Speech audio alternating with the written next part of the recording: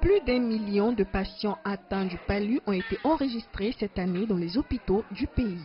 La forte pluviométrie, les mauvaises conditions d'assainissement seraient à l'origine de cette maladie qui fait beaucoup de victimes en période hivernale. Pour faire face à ce fléau, le gouvernement nigérian a lancé des campagnes de sensibilisation contre les comportements favorisant la multiplication des moustiques dans le pays. En cette période de saison hivernale, le ministère de la Santé publique, appuyé par ses partenaires techniques et financiers, à travers le programme de lutte contre le paludisme, a pris un certain nombre de dispositions qui s'imposent. En ce qui concerne la situation épidémiologique, alors de janvier 2018 à la deuxième semaine de septembre, nous avons enregistré au niveau de nos formations sanitaires 1 359 029 cas confirmés.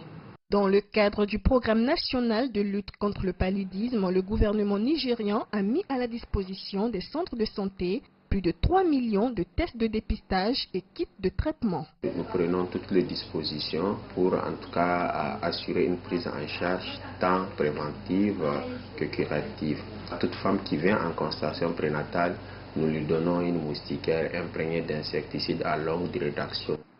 J'ai emmené mon enfant de 3 ans à l'hôpital ce matin parce qu'il vomissait et faisait de fortes fièvres.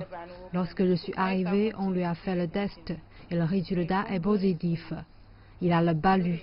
À cet effet, on nous a donné les médicaments pour qu'il suive le traitement et une moustiquaire imprégnée. En 2017, le paludisme a fait plus de 2 millions de victimes au Niger. Depuis, le pays bénéficie d'un appui de 45 millions de dollars du Fonds mondial pour lutter contre la pandémie.